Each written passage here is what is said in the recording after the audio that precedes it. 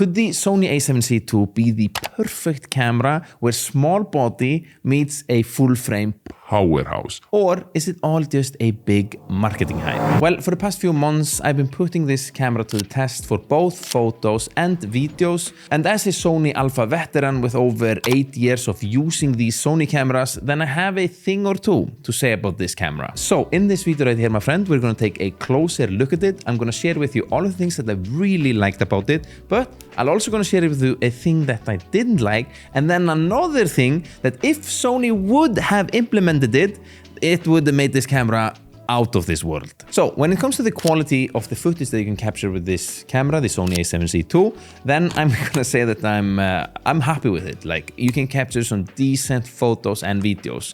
And for the last few weeks or like 2-3 months, I've been playing a lot with it, and I've captured a lot of good photos and even some videos as well. Now, we are going to dive into depth in both photos and videos in a second. First, I'll just want to, we're going to take a little bit closer look at the body, because it does offer some interesting things in this body compared to APS-C cameras or whatever, although they look very similar. And also some other things with the build quality that I do appreciate. So, what does the A7C II pack under the hood? So if you take a look at the build quality, then the first thing you're going to notice is that it is really small. For being a full-frame camera, then it's like crazy small.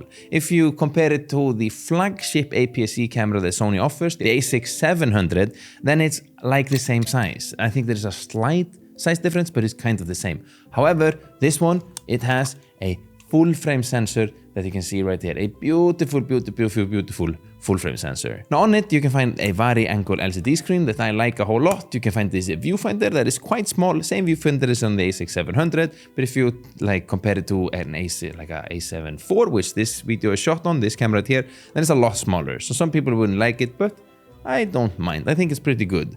Then you have a front wheel right here. But one thing that you also get is another wheel right here, which I appreciate a whole lot. This you do not find on the A6700, but this is not a comparison video to that camera. It's just like they feel very similar. The grip, pretty nice, especially if you're used to APS-C cameras. But if you're coming from a bigger cameras, you might think this is a little bit too small. But it's just up to you. Then you have a few buttons here, you have a few buttons to spine, not that many, you have C2, C1, but of course everything else you can customize if you want to, and you have the wheel right here. Now one thing that I think we should just appreciate a little bit is this silver design. I think it's beautiful. It's a little bit retro feeling, and it looks slick. Also, this little wheel up here where you switch to the manual, set the priority and all that, it is nice. And you can also see here that you have 3 memory recall that we can switch from, and of course you can switch from photo and video, because this is an hybrid camera. Very nice. And you also can switch to S&Q if you like that. What's under the hood then is that this camera is packed with a 33 megapixel full frame sensor. It's absolutely the same sensor as on the legendary and fantastic hybrid camera A7 IV, this camera here. But it has a little bit more. We dive into that in a second. Now, it can film 4K footage up to 60 frames per second. It's also worth to note that this 4K footage is actually oversampled 7K footage, so it is crisp and really nice. However, the 60 frames per second, which is the maximum frame rate, maximum 4K frame rate, I should actually say, it's cropped. So just keep that in mind. Now, if you want to get 120 frames per second, then you can get it in full HD. Now, in it, you can find a Bion Z-X image processor, which is, powering this powerhouse, giving us all of them good footage. Now, the IBIS, which stands for in-body stabilization that this offer, it's good. It's good. It's actually offers 7 stops of stabilization, so getting stable footage with it, it's pretty nice. And then for all of you who want to shoot very fast, or you're into sports or wildlife, then you can capture 10 frames per second in burst shooting with photography. That is okay, or it's good, okay? Except you want to get that global shutter, which on the A9 III, where I think it's 120 frames per second. What? That is absolutely nuts. Now, one thing that I personally appreciate a whole lot with this camera is that it's equipped with Sony's latest and greatest autofocus technology that they say is powered by AI. Whatever that means. But it is actually, it's sick. Sony is always pushing the limits when it comes to an autofocus, and this one, it is better autofocus than on this one, and it's I don't know, I don't have to think anymore. I just shoot and the camera takes care of the focusing for me. Now there are probably some other things that it like offers and has, but these are the things that pique my interest the most. And as I've had said throughout this video, it's the same sensor as this camera. So if you like this footage that you're seeing right now, then you're going to like the quality of this footage as well. Now, when it came to photography, and my friends, I can put a lens on here. I know that some of you guys get really stressed and they say like, hey, why do all the YouTubers have these sensors open? I don't know, it looks sick or something. It's just like, it's just what we do here. We're professionals, you know?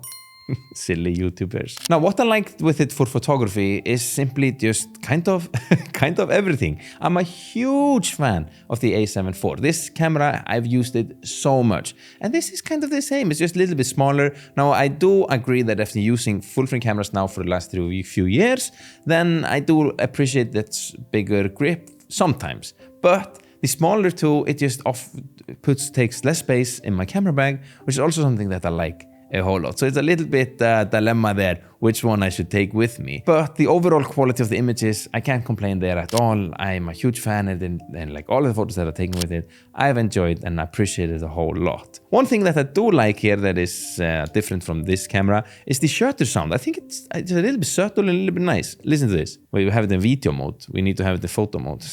Sorry, technical issues. Also maybe take off this here so you can focus.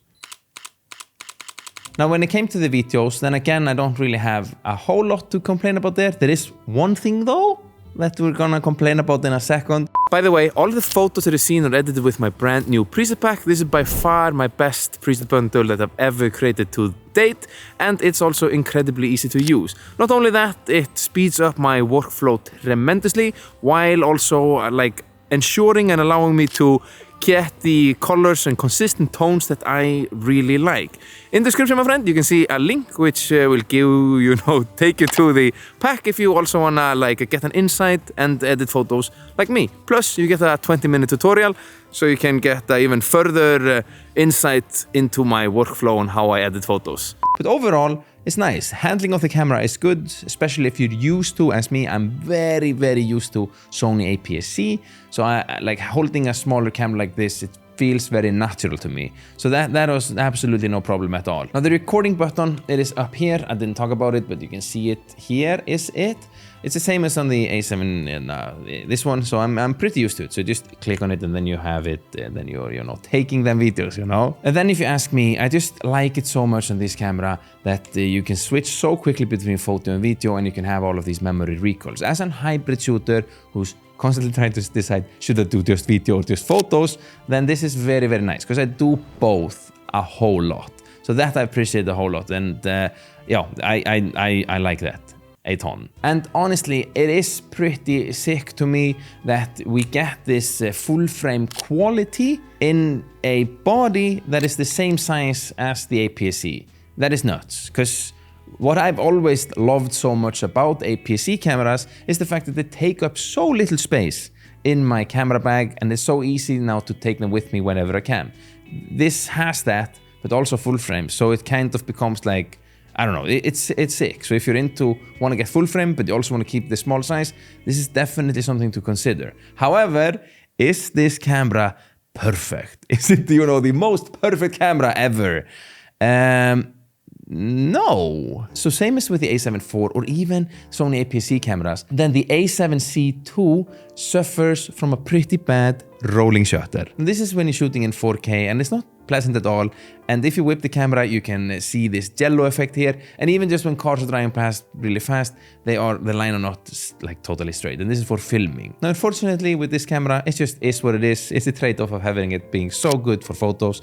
But I'm not gonna complain too much. It just would be sick if it wasn't, Another thing that also would have been such a clutch as Sony had done it was if this camera would be equipped with 2 memory cards. It is not. You only have 1 memory slot right here. On the A7 IV, you have 2, which is very nice if you're a professional photographer and you're out especially shooting weddings or whatnot. If unless the card fails on you or whatever, you have that backup. Very, very nice. But here you're relying on 1. But then again, personally for me, the SD card thingy, it wouldn't be a deal breaker at all. However, as I touched on before in the video, there is a camera that Sony has currently on the market that is the same size, but it can film 4K footage up to 120 frames per second, which this camera can't do. And it's also cheaper. We're of course talking about the powerhouse of a hybrid camera, the Sony A7C. And how does it then compare if you actually put it side by side in a real comparison between the A7C II? And which should you choose? Well, to find out the answer to that question, you need to watch this video next.